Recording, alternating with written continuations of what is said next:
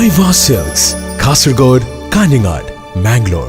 എല്ലാം ഒരു നാടകമായിരുന്നു, പൊതുജനങ്ങളെ വിഡ്ഢികളാക്കിക്കൊണ്ടുള്ള ഒരു നാടകം അല്ല എന്ന് ആർക്കും പറയാൻ വേണ്ടി സാധിക്കില്ല.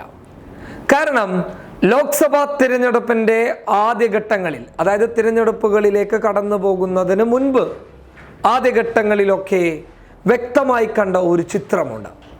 ആ ചിത്രം എന്ന് പറയുന്നത് രാജ്യത്ത് രാഹുൽ തരംഗം എന്ന് ദേശീയ മാധ്യമങ്ങളടക്കം വിളിച്ചു പറഞ്ഞിട്ടുണ്ട്.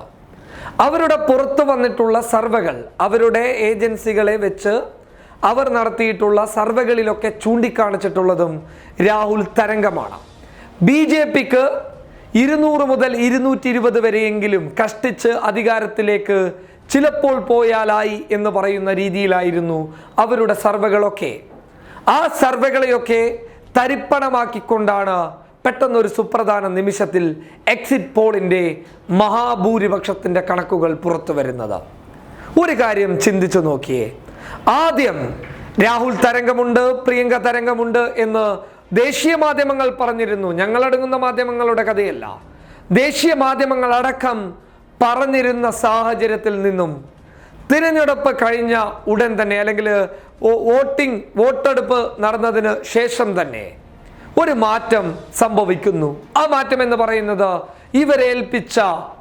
ഇവർ സർവേ എടുക്കാൻ ഏൽപ്പിച്ചിട്ടുള്ള സർവേ ഏജൻസികളൊക്കെ നടത്തിയിട്ടുള്ള എക്സിറ്റ് പോൾ ഫലം പുറത്തുവിടുന്നത് ഏവരെയും ഞെട്ടിപ്പിച്ചുകൊണ്ട് തന്നെയാണ്. അതിൽ നിന്നും മനസ്സിലായ ഒരു കാര്യം എന്ന് പറയുന്നത്, നേരത്തെ മുൻകൂട്ടി തയ്യാറാക്കിയ നാടകം, ആ നാടകത്തിൻ്റെ തിരക്കഥ വാർത്താ മാധ്യമങ്ങളുടെ സർവേ ഏജൻസികൾക്ക് BJPയുടെ നേതാക്കൾ, അല്ലെങ്കിൽ BJPയുടെ നേതാക്കൾ ആയിട്ടുള്ള ആളുകൾ, അല്ലെങ്കിൽ BJPയുടെ പ്രവർത്തകർ, അവർ നേരത്തെ തന്നെ അവർക്ക് ഈ സർവേകളുടെ, അല്ലെങ്കിൽ അവർക്ക് ലഭിക്കാൻ പോകുന്ന വോട്ടുകളുടെ കണക്കുകൾ നേരത്തെ ഏൽപ്പിച്ചു എന്നുള്ളതാണ്.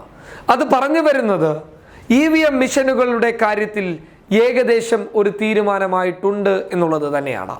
നിലവിലിപ്പോൾ പലയിടങ്ങളിൽ നിന്നും ആരോപണം വരുന്നുണ്ട്.